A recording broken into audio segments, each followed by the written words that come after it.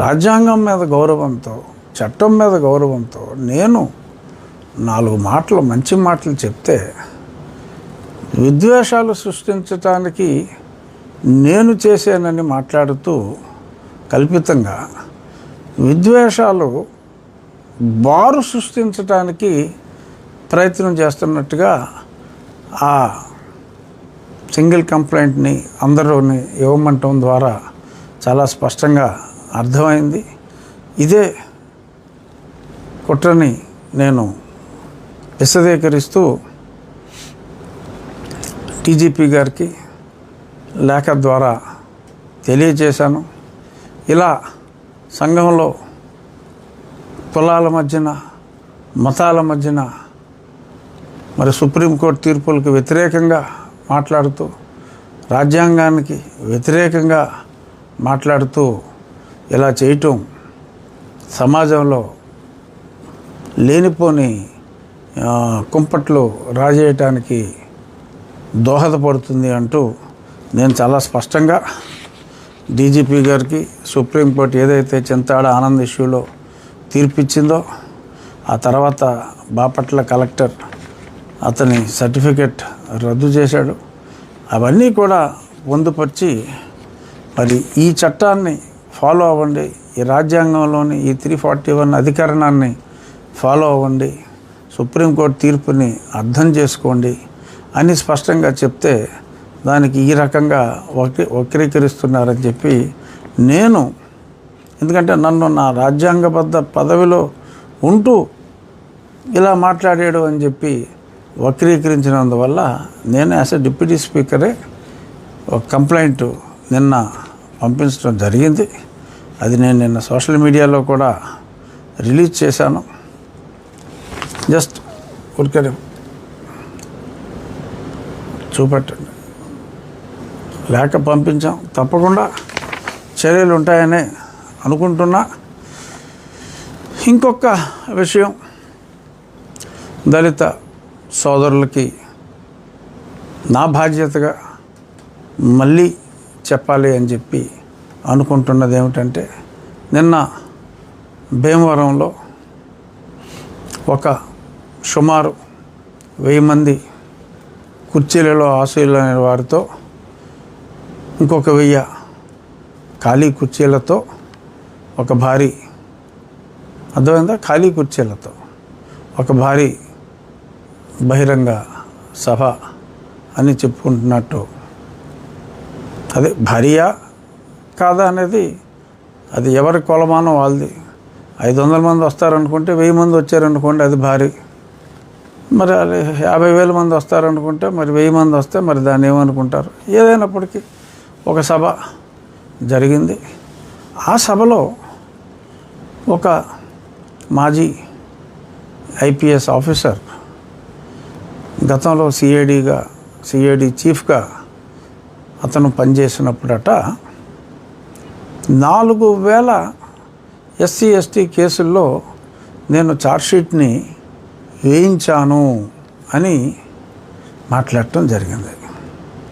చాలా మాట్లాడాడు, అవి కొంత అప్రస్తుతం.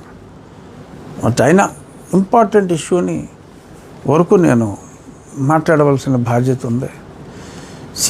సిఐడికి ఎస్సీ అట్రాసిటీ కేసెస్కి ఎటువంటి సంబంధం లేదు. ఏదన్నా ఇంటర్ స్టేటు మరీ సెన్సేషనల్ ఉంటే ఒక 2-3 కేసులు ఏదన్నా స్పెసిఫిక్గా సిఐడికి అప్పచెప్పి ఉండొచ్చు తప్ప అంతకు మించి కేసులు వాళ్ళు టేకప్ చేయటానికే లేదు. మరి 4000 కేసుల్లో, ఎస్సీ కేసుల్లో నేను ఛార్జ్షీట్ వేయించాను అని చెప్పి ఈ వ్యక్తి ఇంత బరి తెగించి మాట్లాడటం అనేది ఇంకా చాలా టూ మచ్ అది. సో దాన్ని బట్టి అవన్నీ ఫాల్స్ కేసెస్.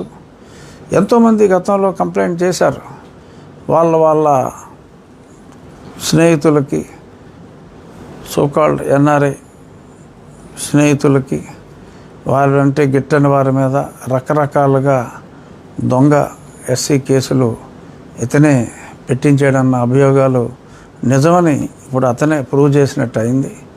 ఇప్పటికైనా ప్రభుత్వం మేల్కొని, నా కస్టోడియల్ టార్చర్ కేసులో నేను చెప్పా, ముఖ్యమంత్రి గారు ఎన్నో సమావేశాల్లో చెప్పారు కస్టోడియల్ టార్చర్ జరిగిందని. మరి అప్పుడు అతనే ఉన్నాడు. 164 స్టేట్మెంట్స్ అయినాయి. ఇతని పాత్ర క్లియర్గా స్పష్టంగా అర్థమైంది.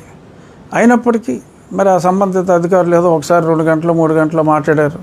తర్వాత మళ్ళీ మాట్లాడిన దాఖలాలు అయితే కనిపించట్లా. ఇప్పుడు అతనికి సంబంధం లేని ఇష్యూలో 4000 ఛార్జ్షీట్లు పెట్టించానని చెప్పి ఇంతగా బరి తెగించి ఒక అధికారి ఇలా మాట్లాడుతూ ఉంటే మరి గుడ్లు అప్పగించి చూడటం, I don't think it comes under good governance. So ఇది డెఫినెట్గా ప్రభుత్వం దృష్టికి ఈ పర్టికులర్ స్టేట్మెంట్ అనేది వాళ్ళు తీసుకొని దీని మీద ఎంక్వైరీ, కండక్ట్ అన్ ఎంక్వైరీ.